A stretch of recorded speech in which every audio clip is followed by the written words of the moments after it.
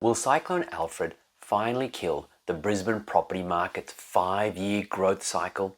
Well, to answer that question, we're going to first look at the 3 criteria we look at when identifying what's likely to happen to a property market going forwards, and how does Brisbane and Queensland stack up against those criteria.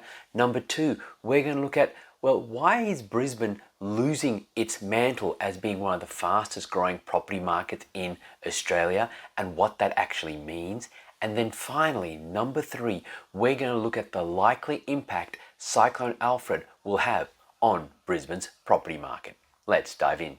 Hello, it's Nero here, and if you're new to my channel, hit that subscribe button because I talk about all things related to the Australian property market and the economy. Now, before I talk about the likely impact Cyclone Alfred will have on the Brisbane property market, let's have a look at where the market is in general. Over the last 5 years, Brisbane median property price has risen 69.5%, or around $367,000 according to CoreLogic. So it's had a huge run. But what's likely to happen going forwards?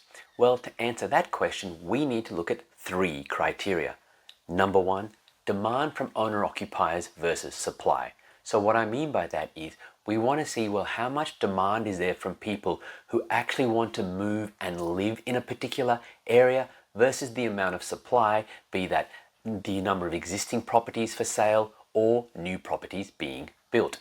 And the data here paints quite an interesting picture. When we look at this scoreboard provided by HIA, or Housing Industry Association of Australia, which is looking at housing supply across Australia, we can see that none of the states are actually on track to meet target. However, Queensland is actually one of the worst performers in terms of increasing supply to meet demand. What that means is that the gap between the number of people who want and need properties to live versus the number of new properties being built, that gap is actually bigger than most of our other states and territories. And when we look at this next table produced by Michael Matuzik, what we can see is that when we look at Queensland at the moment, we need 37,250 detached properties. They're only building 25,500. So they're undersupplied by 11,750, or a whopping 32%. So that is quite significant. There is a massive undersupply of properties in Queensland. Now, this is generally, I'm not looking at it on a city by city basis. I'm just talking about Queensland in general. So what that points to is that as long as that demand stays higher than supply, and all the data points that that's going to happen, the likelihood is that just based on this one criteria, property prices are likely to keep rising. But that's just the first of the 3 criteria we look at when trying to see what's likely to happen to property prices going forwards. The second criteria we look at is jobs growth. Fairly intuitive. If people aren't gainfully employed, odds are they're going to leave, or even if they stay, they're not going to have enough money to pay for their mortgages, and that could have a detrimental impact on the property market. When we look at this next chart talking about employment produced by the Queensland Government Statisticians Office, what we can see is that the number of people being employed in Queensland has been rising quite steadily since January of 2015. Yes, there was a blip in January 2020, which is really the COVID pandemic, but apart from that, the number of people being employed has increased, which shows that jobs growth is good. The latest data in January said that trend employment in Queensland rose by 0.2%, or 6,600 people. When we look at the unemployment rate, we can see that since January 2021, unemployment has been falling. Obviously, there was a spike just before then, which is again the COVID pandemic. But what we can see here is that after falling towards the end of, say, 2022, there was a slight uptick, but now unemployment is starting to fall in Queensland, which goes against what's happening on a national level, because in Australia in general, unemployment is rising, but in Queensland in general, it's actually falling, showing that jobs growth in Queensland on average is actually stronger than what's happening on a national average. Then the third criteria we look at to determine how likely prices are to grow on a macro level is vacancy rates.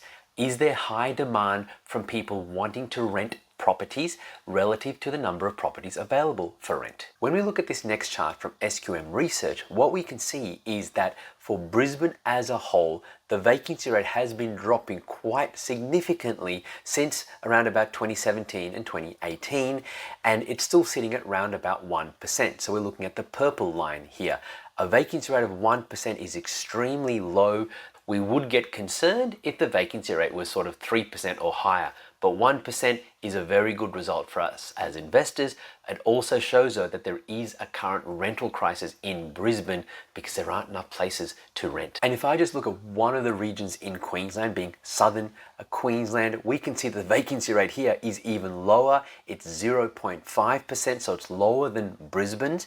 And if I was to go through most regions around Queensland, what you will see is that the vacancy rates are really, really low, meaning there's strong demand from tenants, which can give you a lot of confidence if you have an investment property there. But now, if we quickly go through the three criteria we looked at to determine future price growth, demand from owner-occupiers versus supply, that gap is quite high at the moment. Jobs growth is strong.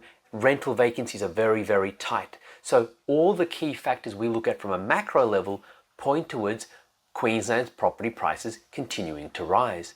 But then, why is Brisbane losing its mantle as one of the fastest growing markets? If we look at this next chart with data produced by CoreLogic, what we can see is that when we look at the Brisbane market just last month, it was the upper quartile, the most expensive 25% of properties that fell 0.2%.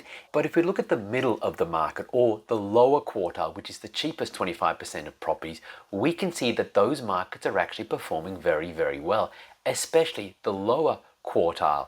And I expect this is going to continue going forwards, whereby you're going to see a disconnect in the Brisbane market. Certain areas will struggle, while other areas, especially those that are more affordable by current Brisbane standards, they are the areas that are likely to keep growing and continuing to outperform many other areas in the country. So that's why when you see data that looks at macro level and saying that Brisbane property market may not be performing so well, you've got to really understand that that's talking about at a city-wide level. That's the case with any city. You need to cut and dice the data and look at the individual pockets to see what's happening. And clearly the data is showing that the more affordable areas in Brisbane are continuing to rise. So all of that might be great, but the question still remains, what about Cyclone Alfred? It's one of the biggest weather events we've had in recent history.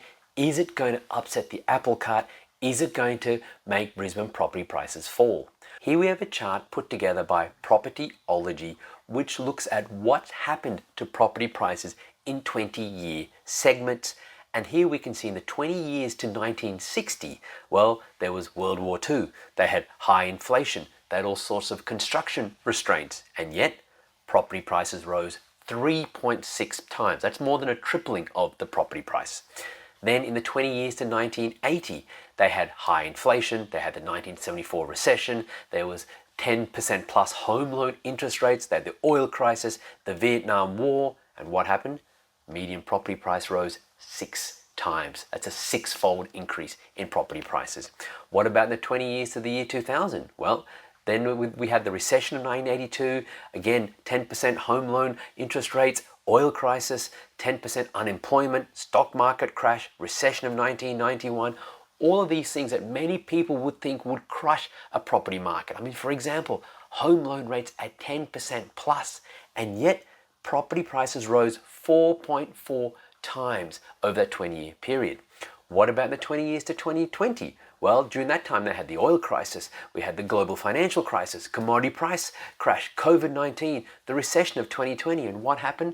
Property prices rose 3.7 times. So what this shows is that yes, over time, we have natural disasters, we have global economic events, we have interest rates fluctuating, and yet property prices continue to rise, driven by some of the factors that I went through earlier on. But specifically, let's have a look at what happened to Brisbane property prices after a major disaster. So in 2011, they had some major floods. 36 people died. 3,000 homes were destroyed. There was over $2.5 billion worth of damage. And yet, what happened to property prices? Well, from 2011, the median price in Brisbane was $430,000. By 2021, it was $780,000. Then in 2022, there was another major flooding event in Brisbane. What's happened to property prices since then?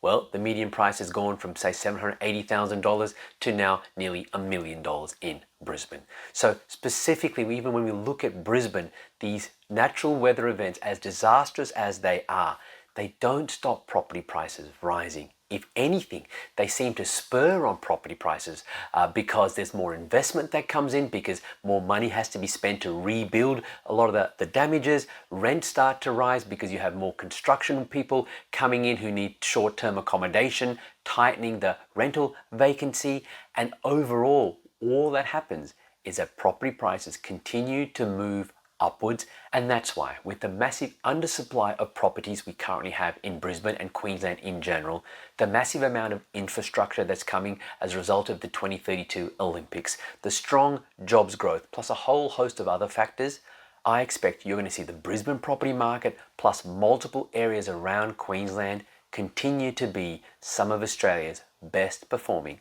property markets.